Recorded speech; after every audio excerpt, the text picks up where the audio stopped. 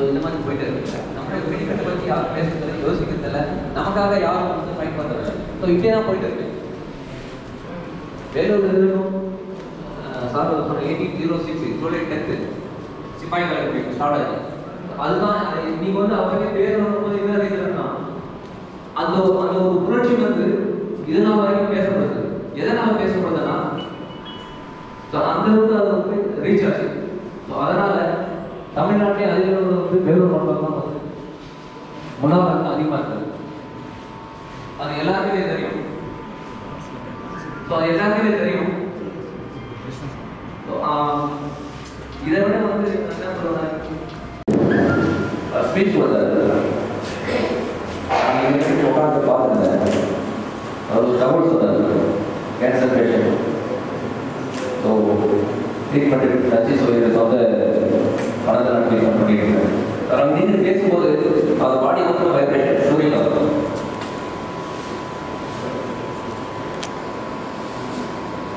அவருடைய சர்வீஸ் எவ்வளோ தெரியல.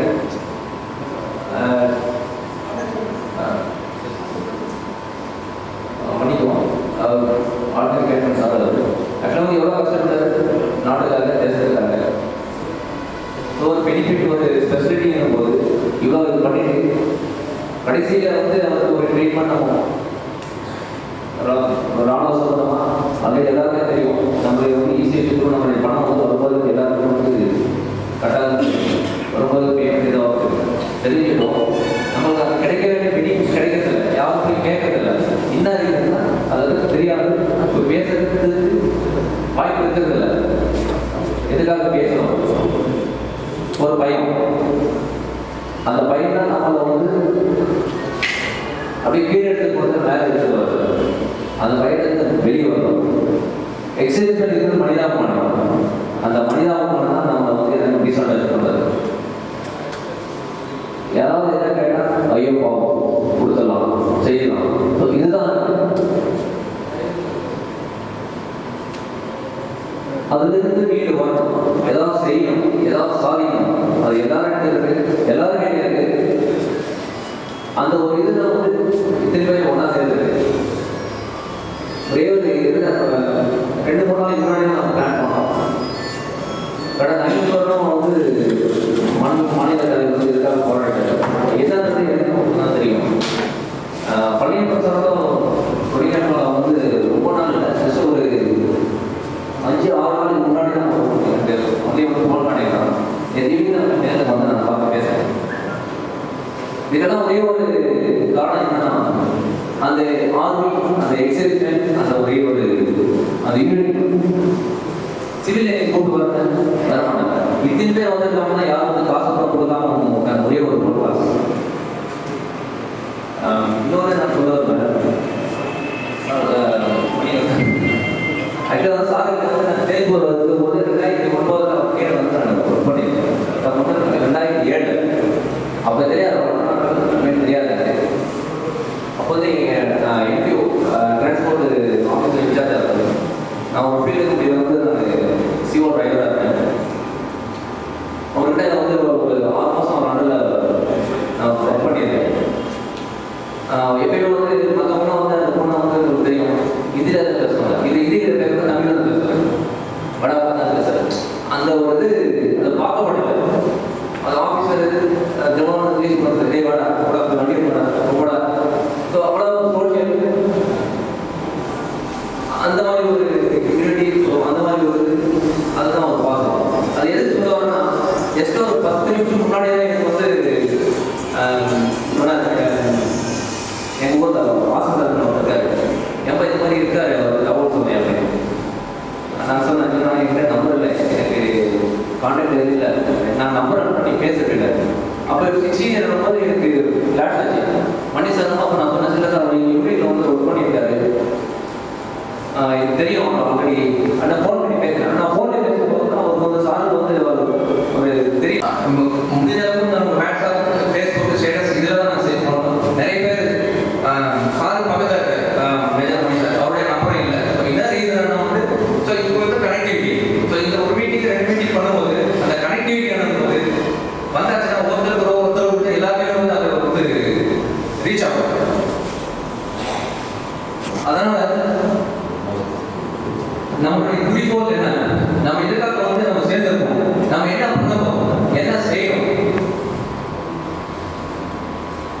ஆனால் டிசிஆர் லைசன்ஸ் யார் கொடுக்குறாங்கன்னா ஒன்லி ஃபார் ஆஃபீஸர்ஸ் பண்ணால் டிசிஆர் லைசன்ஸ் கொடுக்குறாங்க. அவங்க தான் செக்யூரிட்டி ஏஜென்ட் கொடுக்குறாங்க. ஏன்னா கஷ்டப்படாமே பண்ணுறாங்க.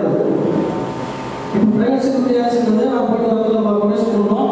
அவங்க என்ன கொடுக்கணும் கவர்மெண்ட் இருக்காது, கவர்மெண்ட் ஸ்டேட் கவர்மெண்ட் இருக்காது, சென்ட்ரல் கவர்மெண்ட் இருக்காது. ஏதோ குறைவான லைசன்ஸ் கொடுப்பாங்க. அதுதான் நம்ம சேர்த்து கொடுக்கணும். பட் டிசிஆர் கிடையாது. டிசிஆரில் 40,000 சேர்த்தா 40,000 தான். ஃபீல்ட் ஆஃபீஸ் தனியாக கொடுப்பாங்க, காலேஜ் தனியாக கொடுப்பாங்க, அட்மின் சார்ஜஸ் தனியாக கொடுப்பாங்க. இதெல்லாம் போய்ட்டு அவங்க மார்க்கெட்டிங் பண்ண தேவையில்லை. ஆஃபீஸுக்கு வந்து எல்லாருமே கிடைக்கும். யாரும் ரெஃபரன்ஸ் எல்லாருக்கும் தான் லைசன்ஸ் கிடைக்கும். அது ஒன்று. இன்னொன்று கஸ்டமர் லைசன்ஸ் வரும். பிரைவேட் செக்யூரிட்டி ரெஜிஸ்ட் ஆக்ட் 2005 வந்து ஆக்ட் கஸ்டமர் லைசன்ஸ். இதுக்கு தமிழ்நாட்டில் 2005 வந்து ஒரு 1100 பேர் தான் லைசன்ஸ் வாங்கியிருக்காங்க. அதில் 5 வருஷம் தான் ரிவ்யூ பண்ணோம். அடுத்த 250 சதவீதம் மட்டும் 250 மட்டும்தான் லைசன்ஸ் பண்ணுறாங்க. இதில் பண்ண 50 பேர் தான் எக்ஸர்விஸ்டாங்க. எல்லாருமே சேர்க்க கேப் கேப் எடுத்து போகிறாங்க, பிடிக்கிறது போகிறாங்க, ஷூ வந்து போகிறாங்க. அது வந்து ஒரு அடிப்படை நாலேஜ் இல்லாததான் நிறைய செக்யூரிட்டி நடத்துகிறாங்க. ஏன்னா இதெல்லாம் மாறணும். நம்மளுக்கு கூட ஒன்று வேணும். நம்ம தெரிஞ்ச செக்யூரிட்டி வேணும். தெரிஞ்ச செக்யூரிட்டி அந்த செக்யூரிட்டி ஆக்ஷன் நம்ம தான் நடத்தணும். அந்த புரியாத மட்டும் தான் இருக்கணும். அது நம்ம கிடைக்கிறதுல சிவிலியெல்லாம் பண்ணுறாங்க. மசாலா லைசன்ஸ் வாங்கி எக்ஸர்விஸ் பண்ண மட்டும்தான் கொடுக்கணும்னு ஒரு பெற்று இன்னொரு பேர் என்னன்னா ட்ரக்ஸ் ஆஃப் போலீஸ் ஊர் காவல்படை. இதில் வந்து நிறைய ஏஜென்ட் வந்து வேலை கொடுக்குறாங்க. 18 வயசு. அவங்க வந்து எந்த ஒரு கம்ப்ளைண்ட்ஸோ எந்த ஒரு டெக்னிக்ஸோ எப்படி ஃபேஸ் பண்ணணும் அவங்களுக்கு தெரியாது. அவங்களுக்கு அதை வந்து எக்ஸர்சைஸ் பண்ண கொடுக்கலாம் இல்லையா? அந்த ஊர் காவல்படையும் இது ட்ரக்ஸ் ஆஃப் போலீஸும் எக்ஸர்சைஸ் பண்ண மட்டும்தான் கொடுக்கணும் அப்படின்னு அவங்க என்ன ஆகுது. அது மாதிரி நிறைய பொருளாதார ரீதியாக இருக்கிற தொகையில் மக்கள் முப்பது நிறைய பேர் அமைக்கணும். வீடு இல்லாமல் 55 வயசு கடந்து எக்ஸர்சைஸ் பண்ணுறது வீடு இல்லாமல் இருக்காங்க. ஒவ்வொரு மாவட்டத்துக்கும் 10 ஏக்கர் வீட்டு மனைக்கான இடமும் 500 வீடு கேட்டுருக்காங்க. மறுபாடு வீடு கேட்டுருங்க. அதுக்கும் சரியாக சொல்கிறாங்க. இப்போ நம்ம உடனே அதை காட்டணும். இது மாதிரி யாராவது ஒரு 12 கோடி இருக்குது. இன்னொன்று சொன்னால் ப்ரோடெக்ஸ் தமிழ்நாடு மற்ற மாநிலங்கள் எங்கே போனாலுமே அந்த மாநிலத்தில் எக்ஸர்விஸ்மெண்ட் ஐடென்டி கார்டு பண்ணியாச்சுன்னா எக்ஸ் டிஃபென்சஸ் வந்து விடுறாங்க. தமிழ்நாட்டில் மட்டும்தான் நமக்கு வந்து அந்த கஸ்டடி கிடைக்கிறது இல்லை. இதெல்லாம் வந்து எழுதப்பட்ட சட்டங்கள். புதுதாக எதுவும் இது தேவையில்லை, எதுவும் மாற்றி வைக்க தேவையில்லை. ஏன்னா நம்மளோட ரைஸ் நம்ம கேட்கல, அதனால நமக்கு வந்து கிடைக்கல. ரைஸ் நமக்கு கிடைக்கணும்னா நம்ம 10 பேர் சேர்த்து போராட்டம் தான் கிடைக்கும்.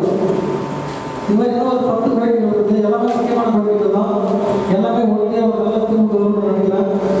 அதுமாதிரி இது நம்ம மீட்டிங் போனதான முதல் காரணம் என்னன்னா இந்த புதிய பென்ஷன் திட்டம், நியூ பென்ஷன் ஸ்கீம். நம்ம சீரியஸ் ஜெனரல் மீட்டிங் போட்டுருக்கோம். அதை பற்றி நம்மளோட மாநில ஒருங்கிணைப்பாளர் மாநில முதல்வர் வழங்கப்படுவது கொஞ்சம் பேசுவார்.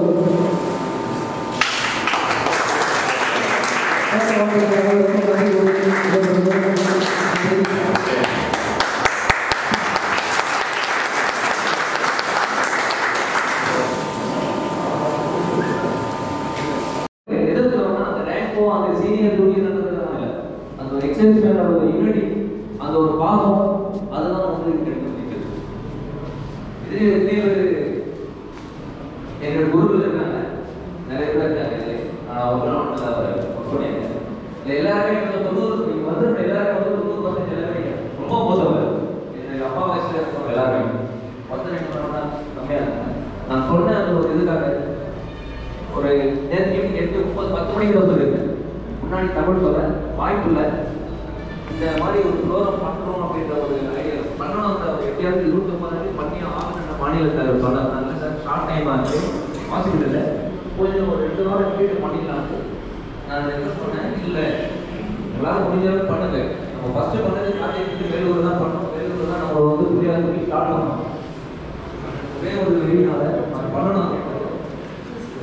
அதுக்காக தான் நம்ம வந்து 12 ஒரு ஏன் பண்ணோம். எவ்வளோ ஆனால் எதிர்பார்க்க நிறைய பேர் வந்துருக்கீங்க. அதுவும் வயசில் எல்லாருமே என்னுடைய ரொம்ப ரொம்ப சந்தோஷம். இது என்ன ஆகுது, எதுக்காக கூடிய என்ன வர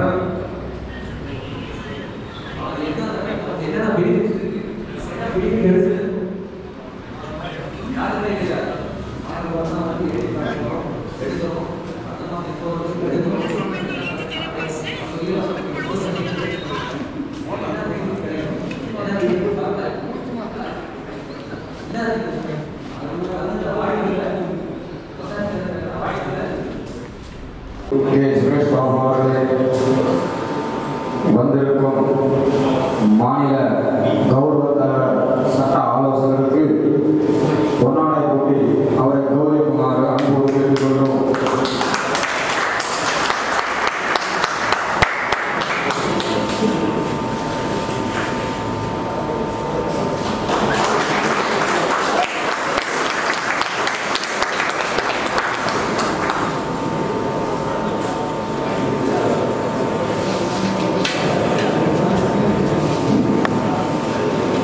இங்கு வந்திருக்கும் பத்திரிகை நண்பர்களுக்கும் பாதுகாப்பு கொடுத்து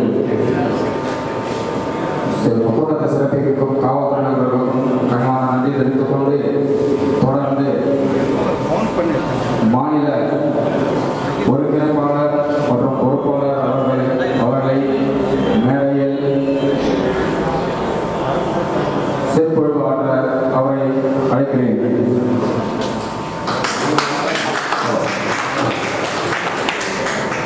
அனைவருக்கும் வணக்கம். நான் இங்கே பேசி போக கிடையாது, அதனால எக்கோ வரும், அதனால கொஞ்சம் கீழே வரும்.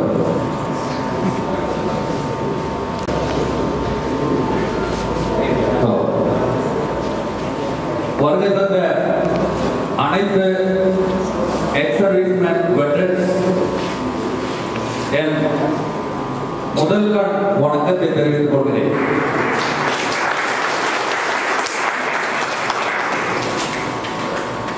என் உரையாட்டில் 3 லாங்குவேஜும் மிக்ஸ் ஆகி வரும். சாம்பார் மாதிரி இருக்கும்.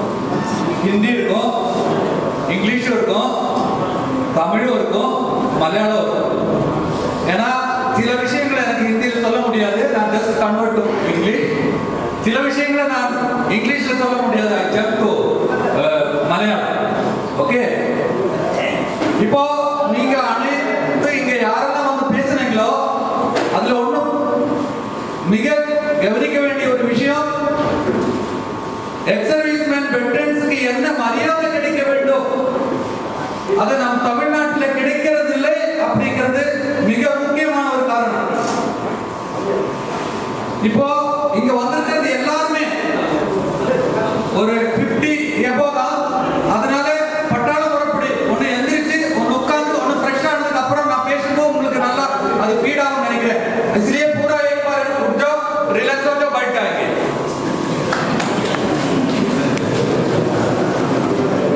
ओके, धन्यवाद. இப்போ நான் பேசும்போது 3 பாகமா பேசுவேன். ஒன்னு நடந்து முடிஞ்சது, நடந்து கொண்டிருக்கின்றது, நடக்க போகுது. मैं सबक को 3 भागों में आप लोगों को समझाएंगे. जो पहले भाग है जो हो चुका है, अभी दूसरा भाग है जो अभी हो रहा है, तीसरा भाग है जो होने वाला है. अभी उसमें जो पहले है जो हो चुका है, इधर முதல் வேலூர் பத்தி எனக்கு ரொம்ப பிடிக்கும். ஏன் அப்படின்னா நான் ட்ரைனிங் சென்டர்லயே ஆர்டிஎன்சிவா இருந்தேன். அப்போ பேர் இருக்கும்போது எல்லாமே வேலூர் வேலூர்னே வரும். ராமகிருஷ்ணன் வேலூர், சிவன் வேலூர், எல்லாமே வேலூர் கிருஷ்ணன். ஏதாவது ஒன்று ரெண்டு தான் ஈரோடு இல்லாட்டி கோயம்புத்தூர் வரும். அதனால 1977 நான் ஆர்டிஎன்சிவா இருந்தேன். அந்த வேலூர்ல இன்னைக்கு வந்து உங்க அனைவருக்கிட்டையும் முன்னால நான் பேசுவதற்கு ஒரு இந்த மிக முக்கியமான இந்த நிகழ்வை நான் மிக பெருசா ரொம்ப பீக்கா நினைக்கிறேன். Thank you very much. நம்ம தமிழ்நாட்டுக்குள்ள நிறைய அசோசியேஷன்ஸ் இருக்கு, என்ஜிஓ, எக்ஸ்-சர்வீஸ்மேன். அந்த எக்ஸ்-சர்வீஸ்மேன் அசோசியேஷன் எல்லாமே என்ன பண்ணி கொண்டிருந்தாச்சு, என்ன பண்ணி கொண்டிருக்குது அப்படின்னா, ஒரு அசோசியேஷன் இன்னொரு அசோசியேஷனை குறை சொல்வதும் அவருடைய நிகழ்வுகளை பற்றி பேசுவது மட்டும்தான். ஈரோடு அசோசியேஷன் என்ன பண்ணியாச்சுன்னு நான் சொல்றேன் பாருங்க. 156 பேர் எக்ஸ்-சர்வீஸ்மேனுக்கு வித் விடோ, அவர்களுக்கு வீடு கிடையாது. இந்தியாவிலேயே முதலாக முழுக்க முழுக்க ஃப்ரீயா தமிழ்நாடு அரசாங்கத்திட்ட கிட்டத்தட்ட 7 தடவை ப்ரொட்டஸ்ட் பண்ணி निराहार सत्याग्रह हंगर स्ट्राइक ऐसी एक संकलन करने के बाद हमने अभी अचीव किया है 156 आदमी को अभी फ्री में घर बना रहा है।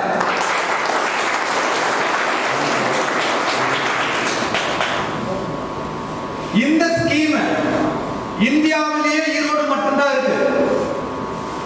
இந்த ஸ்கீம் எப்படி நம்ம ஆக்டிவேட் பண்ணணும், எப்படி கவர்மெண்ட் கிட்ட வாங்கணும், அந்த முறையை தமிழ்நாட்டில் உள்ள அனைத்து எக்ஸ் சர்வீஸ்மேன் அசோசியேஷனுக்கும் நாங்கள் நேரடி சென்று மிக தெளிவாக விளக்கி எத்தனை டிஸ்ட்ரிக்ட்ல யாருக்கெல்லாம் எக்ஸ் சர்வீஸ்மேனுக்கு வீடு இல்லையோ அவங்களுக்கு எல்லாருக்குமே கட்டாயமாக அந்த ஸ்கீமில் அந்த வீடு வாங்கி கொடுக்கப்படும்।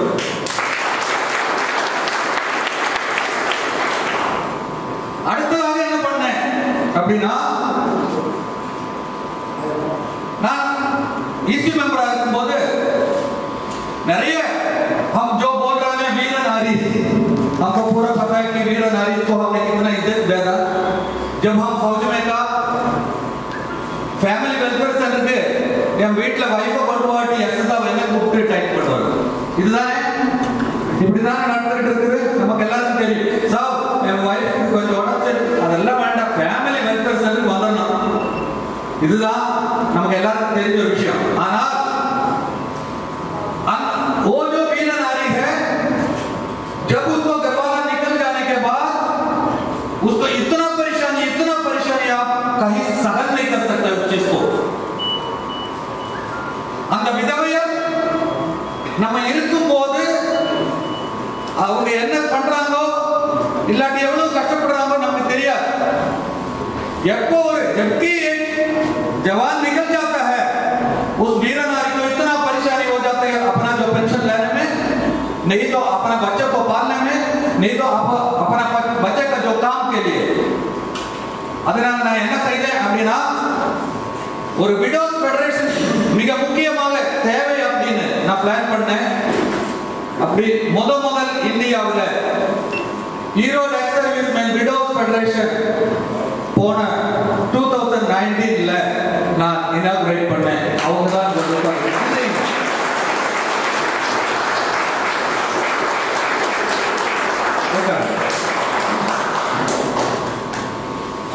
இந்த விடோஸ் ஃபெடரேஷன் ரைஸ் பண்ணதுக்கு அப்புறம் நாங்க என்ன பண்ணோம் அப்படின்னா, டோட்டலா ஒரு சர்வே பண்ணோம்।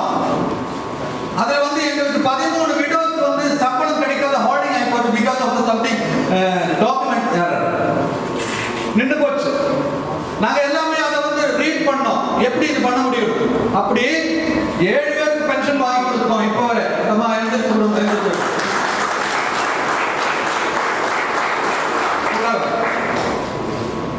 அடுத்தது என்ன பண்ணோம் அப்படின்னா,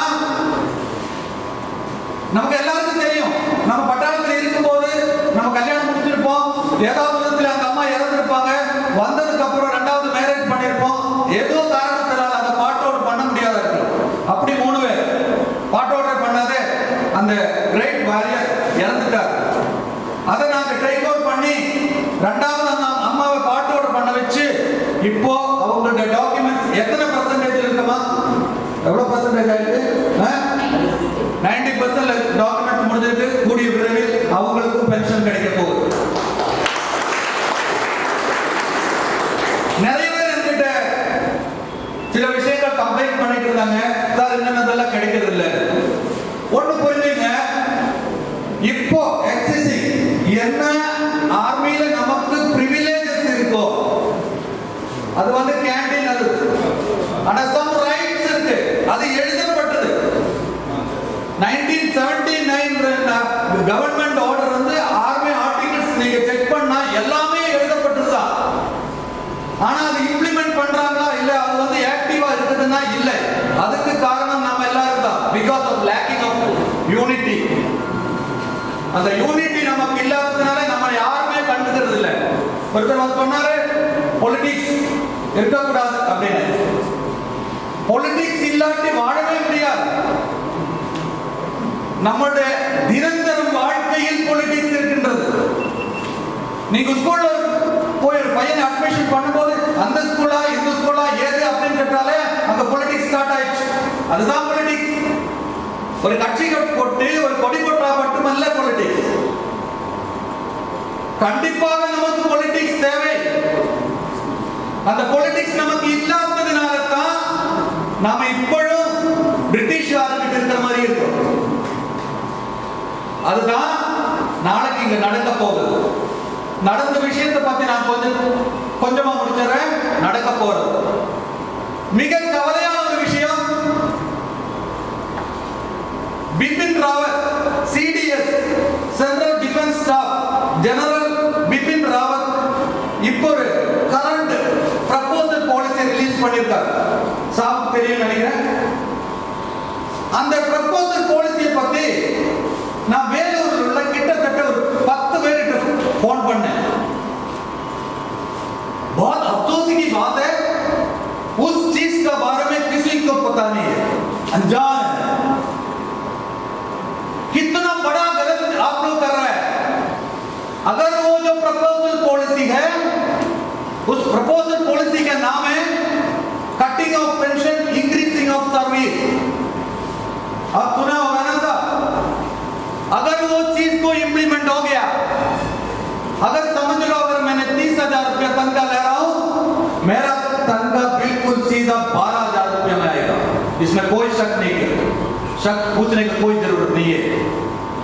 आप लोग एक खिलौना मत सोचना कि ऐसी एक खिलौना है निकल जाएगा. नहीं तो हम अभी संघ होकर, संगठित होकर संघर्ष करना बहुत जरूरी है.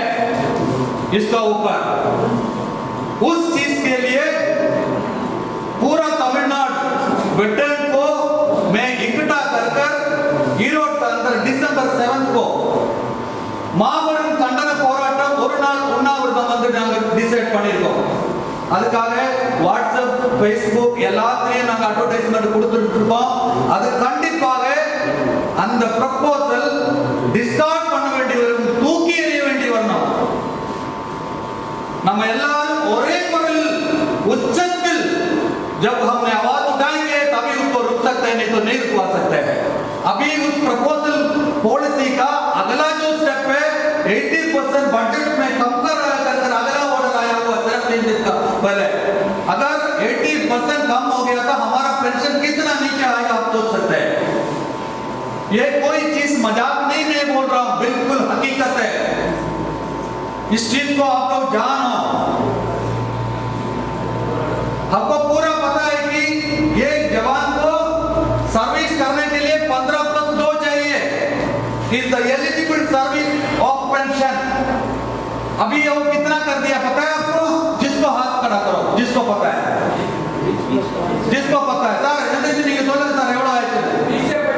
बिल्कुल बिल्कुल सही बोला भाई साहब ने. बैठ जा. अभी जो प्रपोजल है 20 से 25 आप खुद हम पूरा सिपाही नौकरी जैसे बना जो भी अभी जो मैनेजर साहब बैठा है पूरा का पता है सिपाही का जो कठिनाई कितना होता है. अगर जो सिविल में जो काम कर रहे हैं उसको 8 घंटे का जो काम का जो उसका जो ड्यूरेशन है, हमारे लिए कोई घंटा का नहीं है. हमने जब भर्ती हो गया फिर आने तक हमारा घंटा लंबा है. इसमें कोई तो 24 आवर्स हम किसी फौजी को 24 आवर्स होता है, किसी फौजी को 24 आवर्स नहीं होता है. जबकि उसने भर्ती हो गया वहां से लेकर जब वो पेंशन घर में आने तक उसका जो कंटिन्यू काम है.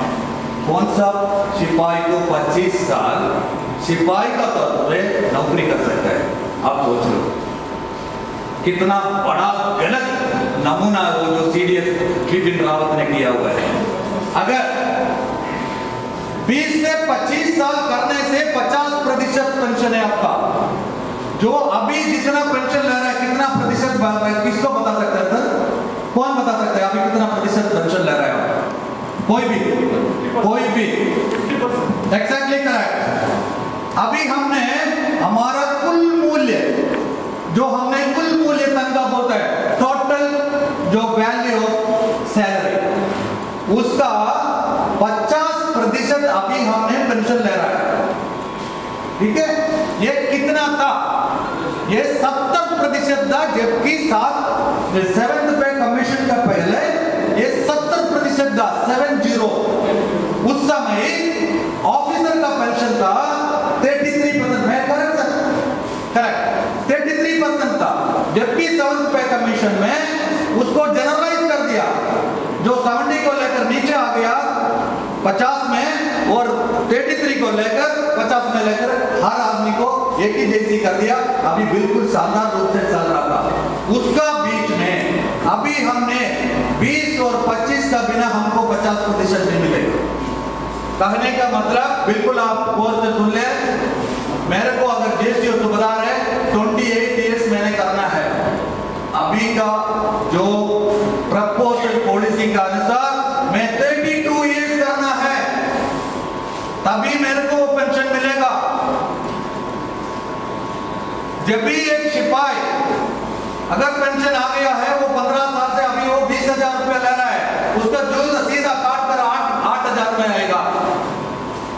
20 और 25 के लिए 50%, 30 तक 60% और 35 तक 75%, 35 வருஷம் வரை 75%, 35க்கு மேல 100%. யாரு சார் 35க்கு மேல பண்ணுவாங்க?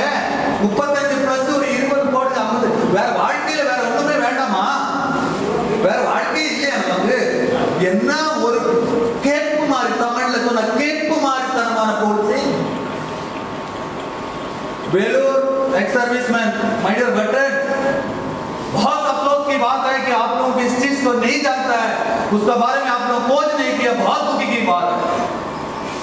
इसको हमने बंद करने के लिए इधर निर्धारित डिसेंबर 7ஆம் தேதி ऑल तमिलनाडु ஒரு protest பண்ணிருக்கோம்। அந்த protest டே யூனிஃபார்ம் கோட் தான் நான் இப்ப போட்டுருக்கேன்। இதுல எழுதிருக்கேன்னா ஒரு எக்ஸர்விஸ்மேன் எப்படி ஒரு வெட்டரன் ஆனா, பின்னால எழுதிருக்கேன் நீ என்ன பண்ற அப்படின்னு எழுதிருக்கேன்। எல்லாருமே நாட்டை காக்கணும் அப்படின்னு போனது கிடையாது, அந்த வழிக்கு நான் வரல। ஆனா நம்ம போனதுக்கு அப்புறம் நம்ம भारत बाला को उसको संभालने के लिए इसको गोद में हमने बैठा है। वो जो गर्व है, वो जो पल्स है, वो जो अग्नि है, जो फायर है, हमारा दिल के अंदर होना चाहिए। आई एम बिग नेवर இந்த ஒரு அந்த ஒரு துடிப்பு, அந்த ஒரு பல்ஸ், அந்த ஒரு ஃபயர் நமக்குள்ள வரணும்। அப்படி வந்துக்குதுன்னா நீங்க சொல்றீங்க பாருங்க, நான் இப்ப 24 வருஷம் என் நாட்டுக்காக உயிர் தியாகம் செய்தவர்களுக்காக ஒரு மெமோரியல் ஹால் கேட்கறதுக்கு கிட்டத்தட்ட I just explain what is that memorial hall, கிட்டத்தட்ட நானும் என் டீமும் எத்தனை வாட்டி போய் 30 வருஷம் என் நாட்டுக்காக நான் தியாகம் செய்து எனக்கு best time of my life அப்படின்னு நினைக்கிறேன்। இந்த இளமையான நாட்களை நான் என் நாட்டுக்கு தியாகம் பண்ணி வந்துட்டு 3 நிமிஷம் கூட நாட்டுக்காக ஒண்ணுமே பண்ணாதவங்கிட்ட போய் நான் ஒண்டிக்கிட்டு போய் நிற்க வேண்டியது, இங்க வேணும் எனக்கு பொலிட்டிக்ஸ், இங்க வேணும் எனக்கு பொலிட்டிக்ஸ்। இந்த பொலிட்டிக்ஸ் நம்ம கட்டமைக்க வேண்டிய கட்டாயத்தில் இருக்கிறோம்। இப்போ ஒருத்தர் எனக்கு எங்கிருந்தோ போன் பண்ணி கேட்டார், சார் இந்த மாதிரி நான் நிறைய வாட்டி இந்த பால் பண்ணைக்காக அப்ளிகேஷன் போட்டேன், எல்லாமே யூனியன் அது அப்படின்னு எங்களை யாருமே கண்டுக்கிறது இல்லை அப்படின்னு। நீங்க போய் அந்த கவர்மெண்ட் ஆர்டர் எடுங்க, 1962 பால் பூத்து எக்ஸ் சர்வீஸ்மேன் கொடுக்கணும் என்று எழுதப்பட்டு இருக்குது। இதை புரிஞ்சுக்கணும்। இப்படி எல்லா விஷயமே நம்ம எல்லாருடைய ஈவன் பிரசிடென்ட் ஆஃப் இந்தியா அவரை விட மிக பெருமை எனக்கு। மேல இருக்கேன், என் நாட்டுக்காக நான் 30 வருஷம் தியாகம் பண்ணி வந்திருக்கேன், வேற யாரும் பண்ணியிருக்காங்க? இந்த ஒரு கர்வம், இந்த ஒரு திமிரு என் மனசுக்குள்ள வந்து அந்த ஃபயர் வந்தாச்சுன்னா நம்ம 2025 நம்ம சொன்ன அதே பொலிட்டிக்ஸ் நம்மளை பார்த்து வருவாங்க।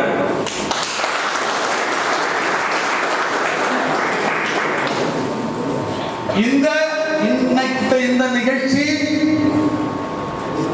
மிக பொறுமையோடும் பெருமையோடும் நடத்தி கொண்டிருக்கும் வேலூர் இன்றைய நாள் கார்த்திகை தீபம் புதுசா Indian inter services X serviceman welfare federation கீழே புதுசா இன்னைக்கு உதயம் ஆயிருக்குது. மிஸ்டர் சிவகுமார், ஜெப்புலிங்கம், எல்லா ஆபீஸ் பேர்ஸ் இதை கோஆர்டினேட் பண்ண நம்ம எல்லாரையும் இந்த மாதிரி ஒரு மிக முக்கியமான ஒரு பொலிட்டிக்கல் வியூக்குள்ள நம்ம கொண்டு வரணும் அப்படி முயற்சி எடுத்த மதிப்புக்குரிய மிஸ்டர் சுரேஷ் பாபுக்கு என் தாழ்மையான நன்றியை தெரிவிக்கிறேன்.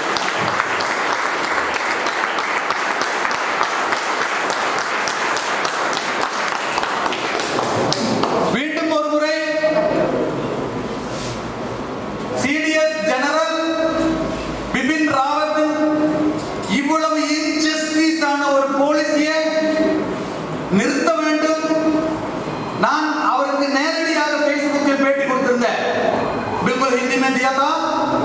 मैं साहब को ये पूछा, साहब आप अपना सीईओ का खत्म कर दिया, अपना सीईओ का टर्न और खत्म कर कर आप किसी पॉलिटिकल पार्टी को शेडो लाकर अपने सीडीएस बनाए, मगर अपना गहने तरफ कंधे में इतना डेकोरेशन लगी हुई है, उसका ऊपर कितना जवान का जान निकल गया वो भूल गया आपने. उसका बाद भी मैंने छोड़ा नहीं है, उसका बाद भी मैंने छोड़ा नहीं है. जबकि उसका 29 को उस चीज को, उस कागज को उसने जब भी रिलीज किया था, अगला दिन ही मैंने राष्ट्रपति तक, सॉरी प्रेसिडेंट तक चिट्ठी लिखा. मैंने पूरा उसका कहानी लेकर, हमारा फौजी ऐसी नहीं है भाई साहब. आप लोग ये भी सोचना, डिफेंस बजट के लिए जबकि 100% अलॉट होता है, उसमें 40% सिविल डिफेंस में जाता है. Correct sir? सिविल डिफेंस में जाता है, वो भी हमारा शेर में आता है. आपको पता है सितंबर 29 हिंदू का पहले पेज का आर्टिकल्स क्या है? बॉर्डर का अंदर जितना जो चीज ऑर्डिनेंस से निकल रहा है, पूरा जो क्वालिटी नहीं है अंदर आया सर, आप पढ़ा है? उसका अंदर 120 एक्सीडेंट हुआ, उसमें 40 जवान मरा है. देवबिन आज का प्राइम मिनिस्टर का जो क्राइसिस टीम में एक आईएएस उसने फेसबुक में या ट्विटर में दिया हुआ है, जो ग्लेशियर का अंदर जो शू से जो उसको निकाला है, उसका पूरा जल गया है बिकॉज ऑफ वो जो क्वालिटी नहीं है उस शू का अंदर. ये कंडीशन है. कौन पूछ सकता है? हमें पूछना है. हम आवाज उठा सकते हैं. जो फौजी उधर हमारे लिए अभी जो लेह लद्दाख में अंदर सर्विस कर रहे हैं, उसको आवाज नहीं उठा सकते. काट देगा उसको हम करते हैं, नहीं तो मार देगा उसको घोड़े के अंदर. हमने आवाज उठाना बहुत जरूरी है भाई. इसलिए हमने संग होकर संघर्ष कर संगठित करना बहुत जरूरी है. इसलिए हमने एक मुद्दा लिया है, हमने एक निश्चय लिया है. हम அந்த மாதிரி ஒரு தீர்மானத்தில் வந்திருக்கோம். இப்போ கோயம்புத்தூர் முடிஞ்சாச்சு, வேலூர் இன்னைக்கு டிசம்பர் 7 முடிஞ்சு தமிழ்நாட்டில் உள்ள அனைத்து அசோசியேஷன்ல நாங்க போவோம், இந்த விஷயத்தை எடுத்து வைப்போம். எடுத்து வச்சு நீங்க எத்தனை தான் லெட்டர் கொடுத்தாலும், சார் சொன்னாரு ஜெயலலிதா அம்மா இருக்கும்போதே லெட்டர் கொடுத்தோம், என்ன சார் ஃபீட்பேக்? Nothing else. ஒரு फीडबैक मिले अपना इनको। इसलिए हमने संघ होकर संघर्ष करना बहुत जरूरी है, तभी हमारा जितना मांग है उसको पूरा कर सकते हैं। इसलिए हमको एक बेस चाहिए, इसका एक पक्का फाउंडेशन। साहब ने बीच में वो चीज भी बोला था, एक फाउंडेशन तो बहुत जरूरी है। हर एक किस्म का अलग अलग एनजीओ है, अलग अलग उसका सिद्धांत है, मगर मोटिव क्या है? नथिंग है। आपको पता है जितना भी जो कागज का ऊपर 5% इसमें 5% इसमें और जो एम्प्लॉयमेंट अलॉटमेंट, किसी आपको पता है इसमें कितना एक्टिवेट होता है? जीरो है। अभी परसों का एक बात है, ECHS का अंदर एक सफाई वाला, एक नर्स का एक एडवर्टाइजमेंट आया, मेरे पास ऐसी कोरिस आया था, मैं बुलाकर बोल रहा था, क्यों सर परेशानी कर रहे हो, पहले हो चुका है, ये ढांचा है हमारा अंदर, इसको बदली करने का बहुत जरूरी है। इसको बदली करने के लिए हमको एक मिनिस्ट्री चाहिए, हमको लुकआफ्टर करने के लिए हमारा ऊपर एक मिनिस्ट्री चाहिए। वो जो कि सुरेश ने बोला था, हमको एक मिनिस्ट्री चाहिए। मिनिस्ट्री जब भी होगा हमको एक पॉलिटिकल पार्टी का जरूरत है, तभी हम मिनिस्ट्री हो सकता है।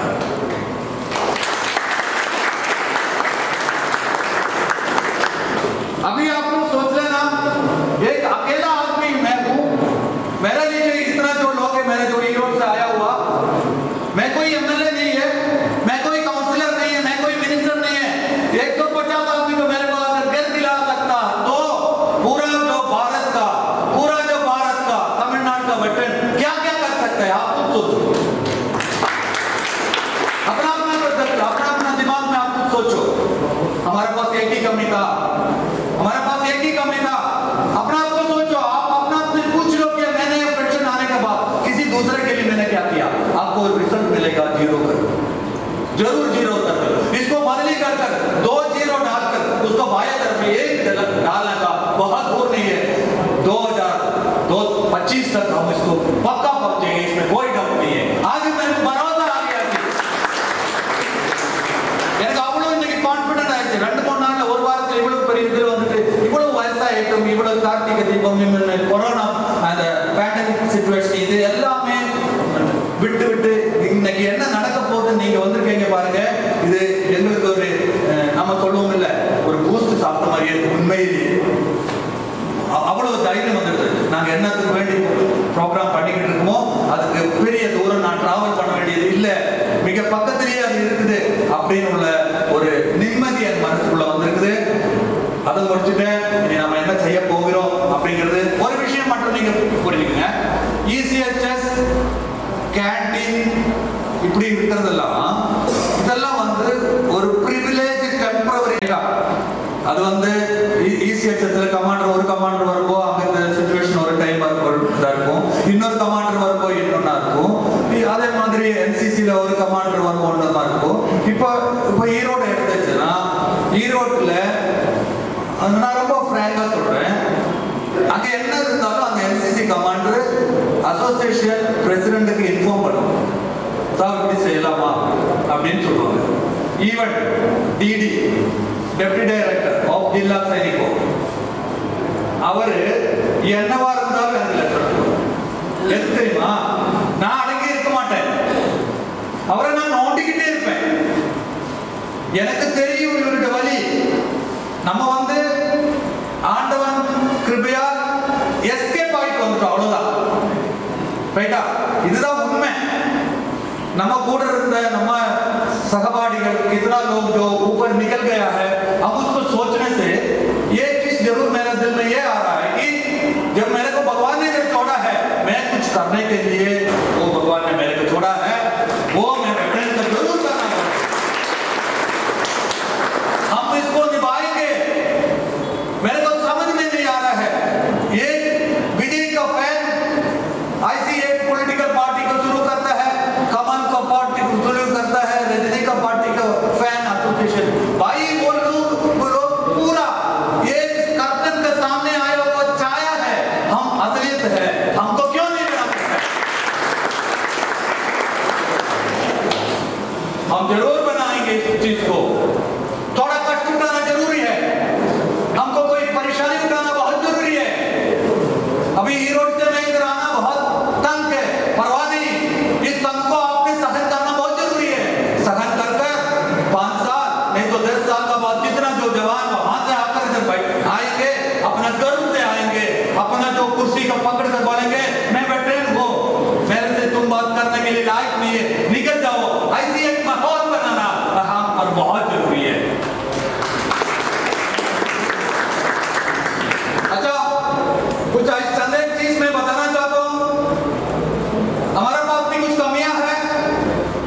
जब भी हम इधर आने के बाद எப்போ நான் பட்டாளத்துக்கு வந்துறோமோ, சார் எங்க செக்யூரிட்டி வேலை இருக்கு, அங்க என்னாச்சும் வேலை இருக்கா, இங்க எவ்வளவுதான் உங்களுக்கு ஐக்கியூ இருந்தாலும் சரி, எவ்வளவு பிரில்லியண்டா இருந்தாலும் என்னமோ நமக்கு ஒதுக்கி வச்சிருக்கிற மாதிரி ஒரு ஐட்டம், அந்த ஐட்டத்தை ஒதுக்கி வச்சிருக்காரு. புரியல எனக்கு.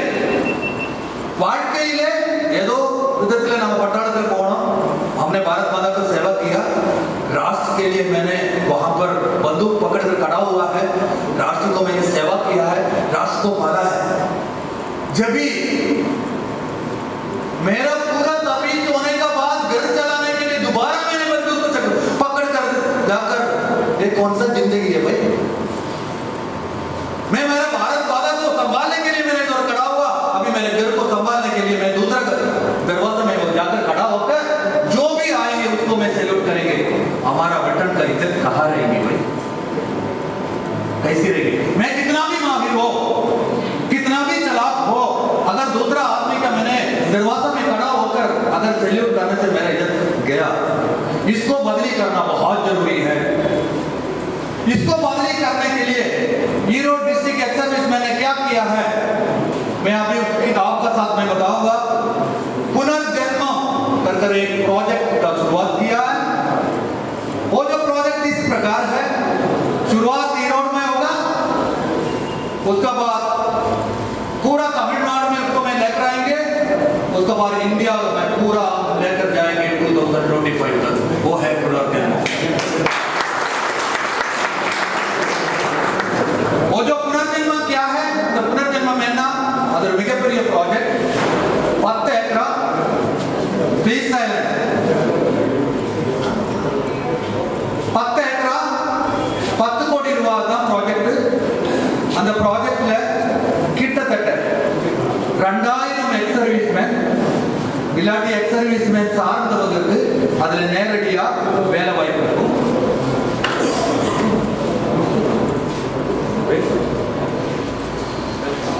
அந்த ப்ராஜெக்ட் 10 கோடி ரூபாய் 10 ஏக்கர் இடத்துல அந்த ப்ராஜெக்ட் பண்ண போறோம். அதுக்கு இடம் மட்டும் கவர்மெண்ட் கிட்ட கேட்டிருக்கோம். நெகோசியேஷன் நடந்துகிட்டு இருக்கு, விரைவில் சரியாயிடும். அந்த ப்ராஜெக்ட்ல எல்லா எக்ஸ் சர்வீஸ்மேன் சேரலாம், அந்த ப்ராஜெக்டுக்குள்ள வரலாம். அப்ப அதுக்கு பணம் வேணும். ஒரு விஷயம் அந்த இது கூட நான் சொல்றேன். இதுல யாருக்கெல்லாம் தெரியும், எக்ஸ் சர்வீஸ்மேனுக்கு மானியத்தோட வட்டியில 10 லட்சம் ரூபாய் கடன் கொடுக்கறதுக்கு ஒரு ப்ரொவிஷன் இருக்கு. யாருக்கெல்லாம் தெரியும், யாரெல்லாம் வாங்கியிருக்காங்க கை தூக்குங்க. ரொம்ப கஷ்டம், ரொம்ப கஷ்டம். பாருங்க, நம்ம ரொம்ப பின்னோக்கி இருக்கோம், நம்ம ரொம்ப பின்னோக்கி இருக்கோம். எல்லா எக்ஸ் சர்வீஸ்மேனுக்கும் அவுட் ஆஃப் எக்ஸ் சர்வீஸ்மேன் லைஃப்ல ஒரு வாட்டி 10 லட்சம் ரூபாய் வந்து கடன் வாங்கலாம். அவங்களுக்கு வட்டி கிடையாது, வட்டிக்கு மானியம். தெரியுமா? ரொம்ப கவலையா இருக்கு. இந்த லோன், அந்த லோனோட பேர் வந்து bliss bank loan interest subsidy, அதான் லோனோட பேரு. அந்த லோனை நம்ம எல்லாருமே அவைல் பண்ணுவோம். எல்லா டிஸ்ட்ரிக்ட்லயும் இந்த ப்ராஜெக்ட் கொண்டு வருவோம். யாருமே கையிலிருந்து காசு போட்டு எப்படி போடுறது, 5 லட்சம் எப்படி பார்த்து போடுறது? அந்த புனர்ஜென்மம் வந்தாச்சுன்னா அது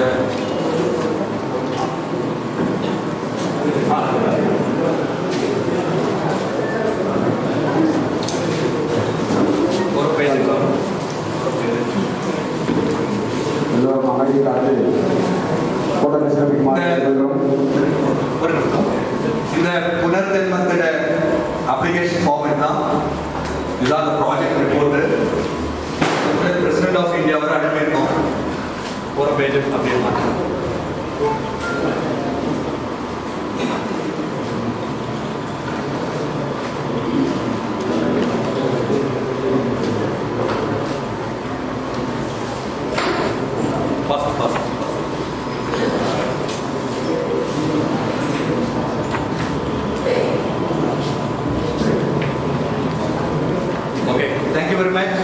இந்த ப்ராஜெக்ட் நம்ம என்ன பண்ண போறோம்? அந்த ப்ராஜெக்ட்க்குள்ள எப்படி எக்ஸ் சர்வீஸ்மேனுக்கு நீங்க வேலை கொடுப்பீங்க, எப்படி எக்ஸ் சர்வீஸ்மேன் சார்ந்தவருக்கு வேலை கொடுப்பீங்க, என்னெல்லாம் இண்டஸ்ட்ரி அதை ஸ்டார்ட் உங்களுக்கு பண்ண போறீங்க, இந்த முழுக்க விவரத்தோடும் பிரைம் மினிஸ்டர் வரை அனுப்பியிருக்கோம். இதுவரை ரிப்ளை வரல. ओके, இது இந்த ப்ராஜெக்ட். அடுத்தது நான் சொன்னேன் 3 भागों में हम बांटेंगे. जो पहले भाग हो गया, दूसरा भाग हो गया, अभी मेरा तीसरा भाग है. हमने पूरा मिलकर 2025 तक ऐसी एक राजनीतिक कक्षी को शुरुआत करेंगे. उसका नाम फिलहाल मुकर कर दिया है. उसके लिए जो हर प्लेटफॉर्म के अंदर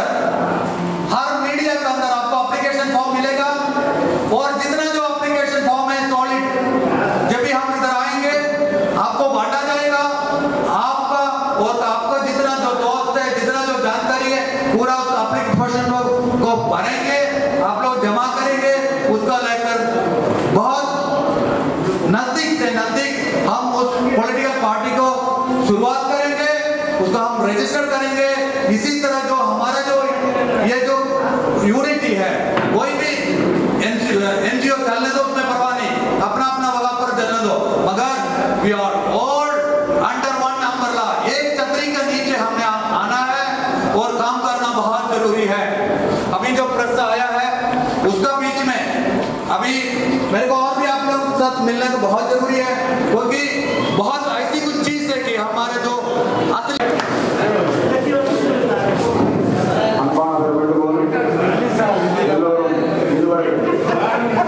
எப்படி அமைதிக்காக இருக்கிறோம், அதே போன்று அமைதிக்காக கூட்டத்தை சிறப்பிக்குமாறு கேட்டுக்கொள்கிறோம்.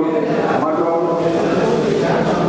பத்திரிகையாளர்களுக்கு மிக மிக ஒரு நன்றி தெரிவித்ததோடு அவர்களை மேலும் மேலும் இந்த கூட்டத்தை எங்கு சேர்க்க வேண்டுமோ அங்கே அந்த செய்திகள் நம்ம தலைவர் பேசுற மாதிரி அது ஏது கட்சியா இருந்தாலும் அந்த கட்சி அதுக்கு செவிக்கொண்டால் நாங்கள் அவங்க என்ன சொல்றாங்களோ அது மாதிரி நடக்கிறதுக்கு ரெடி. அப்படி இல்லை என்றால் தலைவர் சொன்ன மாதிரி விரைவில் நாங்கள் தமிழ்நாடு முன்னாள் படை வீரர்கள் ஒரு கட்சியாக அமைக்க முடிவு பண்ணியிருக்கோம்.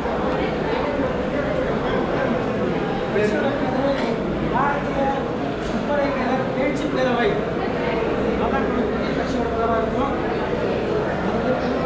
வணக்கம். இந்த அமைப்பு தோன்றும் என்னோட கட்சியும் வேற ஒரு கட்சியோட திராவிட கட்சியோட கூட்டணி கூட்டா போய் அதுக்கான வாய்ப்பு கிடைச்சால் முதல்ல ஃபர்ஸ்ட் அதெல்லாம் பயன்படுத்திக்கணும். நீங்கள் அப்போ ஒன்று சொல்றீங்க, முதல்ல கட்சி ஊழல் செய்ய ஆசை இல்லை. இல்லை, எங்கள் கட்சி ஊழலில் ஈடுபடாதுன்னு சொல்றீங்க, திராவிட கட்சிக்கு ஊழலில் ஈடுபடாமல் இருக்கு. அப்படி நான் சொல்லலை, யாரும் நான் குறை சொல்ல வரல. நான் யாரையும் குறை சொல்றதுக்காக வரல. நான் இல்லைங்க, திராவிட கட்சி நீங்கள் என்ன சொன்னீங்க, திராவிட கட்சிகள்லாம் எந்த கட்சியாக இருந்தாலும் ஊழல் தான் இது, நாங்கள் நேர்மையானவர் சொல்றீங்க. அப்போ உங்கள் கட்சி ஊழல் கட்சியோடு சேரும்போது அப்போ மக்கள் உங்களே நம்புவாங்க. இந்தியாவில் ஊழல் இல்லாத ஒரு கட்சியை சொல்லுங்க. அவர் முதல்ல இல்லை, நீங்கள் இதுக்கு சொல்லுங்க.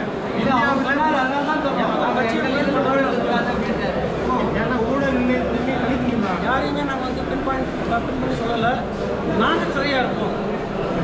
எங்களுடைய எக்ஸர்சைஸ்மெண்ட் உடைய வீரர்கள் நாம சார், இப்போ வந்து திராவிட கட்சிகள் வந்து எங்களுக்கு மத்திய கட்சிகள் எதுவுமே செய்யலை அப்படிங்கிறாங்க. அப்போ உங்களோட கூட்டணி யாரோட இருக்கா, இல்லை தனித்து இருக்குமா? யார் கூட்டாலும் முதல் யார் கூப்பிட்றாங்களோ அவங்களோட நாங்கள் பேசுவோம். பேசி எங்களோட தலைமை செயற்குழுவோட பேசி முடிவெடுத்து யார் எங்களுக்கு செவி சாய்க்கிறாங்களோ அவங்கள சப்போர்ட் பண்ணுவோம். அதை பற்றி அடுத்த மீட்டிங்கில் பேசுவோம். சார், இப்போ அந்த வேலூர் மாவட்டத்தில் இருந்து தான் அதிகப்படியான வீரர்களை நம்ம பங்களிப்பாக கொடுக்குறோம். ஆனால் அங்கே ஒரு சைனிக் ஸ்கூலே இல்லை. அதுக்கு உங்களோட சண்டை எல்லாம் போச்சு. கண்டிப்பாக பண்ணுவோம்.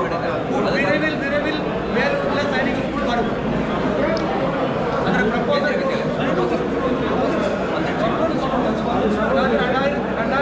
2021 ஜனவரியில் வந்து அதில் கட்டமைப்பு வரும் அப்படி போட்டுருக்காங்க. மாவட்ட தலைவர் கேசவகுமார் அவர்களுக்கு முன்னாடி கொண்டாடி வருவார்.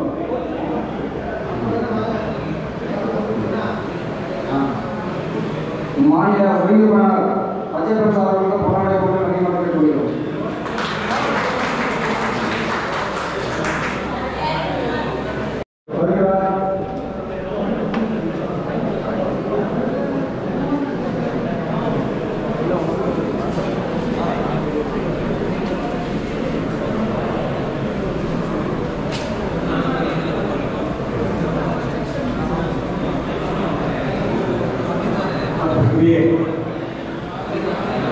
Yes,